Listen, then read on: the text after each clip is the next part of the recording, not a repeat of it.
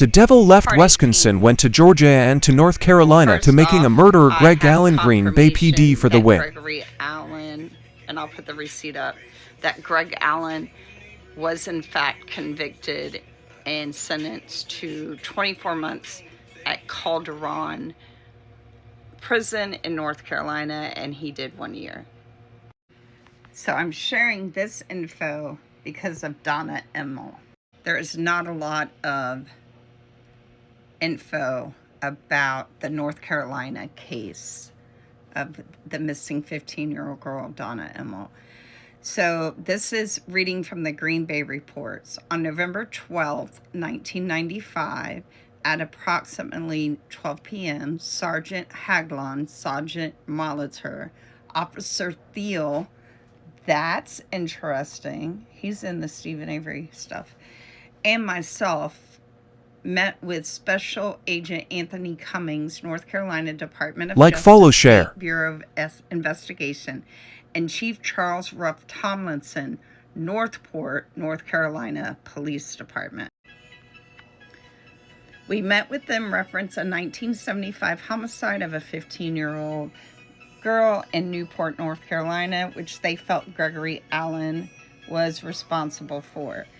We discussed the case with them, and then in the afternoon, we brought Greg Allen over from the Brown County Jail on North Carolina's request to talk with them, reference the homicide. Sergeant Molitor read Allen his Miranda rights, which he waived. Cummings and Tomlinson went in and talked with Allen for approximately 2 hours, and then he was brought back to the county jail. I then called Redacted and told her there were some people here from North Carolina to investigate a homicide. I asked her if she would come in to talk to them, and she agreed to.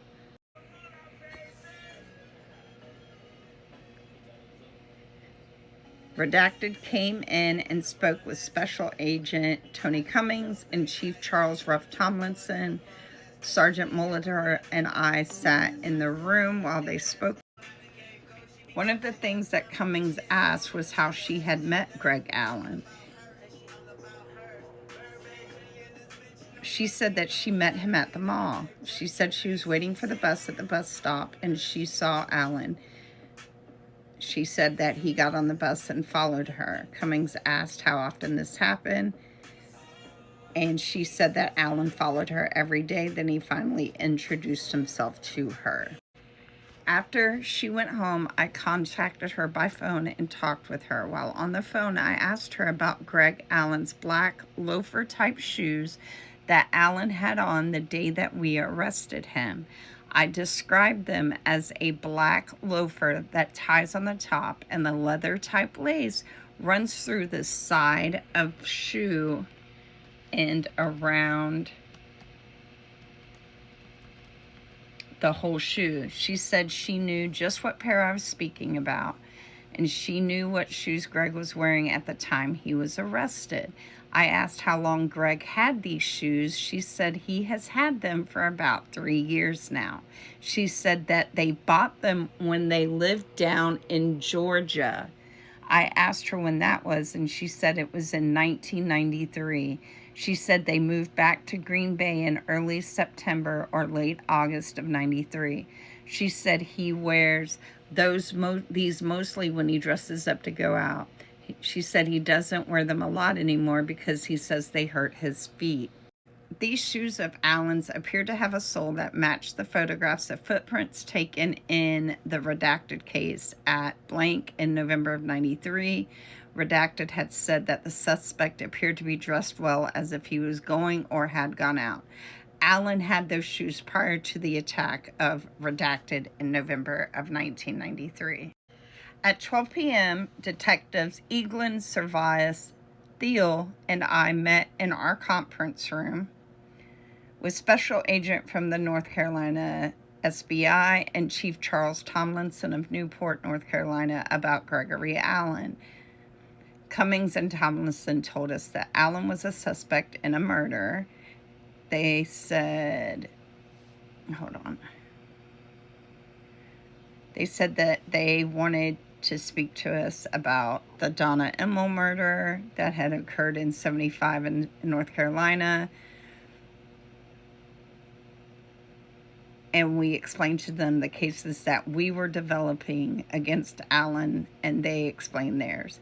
At 2 p.m., Hagland and I went to the county jail. I asked Alan if he wanted to come over to our station and talk for a while. He said that he would. I noticed that Alan had shaved all of his head hair off. We transported him to our station and had him wait in an interview room. Alan asked for some cigarettes and soda. I provided him with both.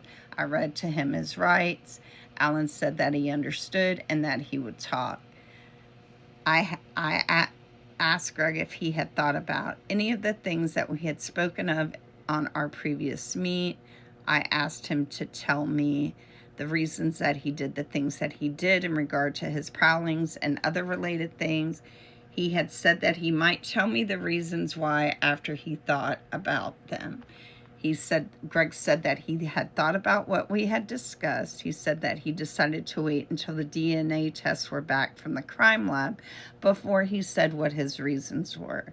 He said that he wasn't admitting to anything, and he didn't want me to get the wrong idea about his explanations. Greg said that he was sure that when the results came back, he would be exonerated. I asked Greg how he could say that. I asked him how he could explain how his fingerprints were left at the scene of one of the attacks on Redacted when he told me that he had never been there. Greg said that he wasn't proud about the fact that he liked to go window peeking. He said, "You know what I do." I asked him if he was referring to his window peeking, and he replied, "Yes. I'm not very proud of it either." He said that he was window peeking at that address, but not on the night of the attack. I never told him what night the attack occurred or the actual address on Redacted during this conversation. Greg told me that he has been thinking about his life lately, and he feels that the only times that he went out and prowled, he didn't say prowls, he said when he does what he does, was when he was in a relationship with a woman. He said it must have been the pressure of the relationship that caused him to want to go out and be alone. Greg said that Green Bay isn't like Minneapolis. He said that in Minneapolis, they had lots of parks with lakes where he could walk around and be alone. He said in Green Bay, he had to walk around in residential areas. He said that when he would be in the residential areas, one thing would lead to another. And I asked Greg if he had ever been over by the 200 block of South Platten. I told him it would have been around November of 93. Greg said he hadn't been by any houses there. I asked him if maybe at some time he had been walking around and might have walked down that street. I explained to him in detail where it was. It was a time when Greg lived at 327 South Fisk, which would have been very close in proximity to Platten. I asked Greg if maybe he had left something of his at that scene. I told him that a female had been attacked at that location also. I told him that if Greg said he hadn't been on that street, he said that he might have jumped a train to go to work. He said he did that at times when his car wouldn't start. The train tracks ran adjacent to the address where the woman was attacked. I introduced Cummings and Tomlinson to Greg. They interviewed him for quite some time. After they were finished, I asked Greg if he was hungry. He told me that he was and that he would like a Frisco burger from Hardee's. I remember those. Eagland and I spoke to Greg for a time after he ate, and then we transported him back to jail. North Carolina took his DNA on November 13th of 1995. It was taken by a Mary Blohawak from St. Vincent's lab. She turned it over to Cummings.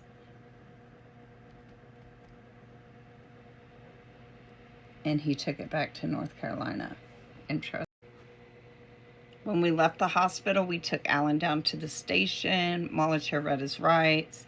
Special Agent Cummings talked with Alan on the 12th. He came back on the 13th and told Alan he would be back for him for the murder. part 19 coming up. Shalom. I'll put up the receipts.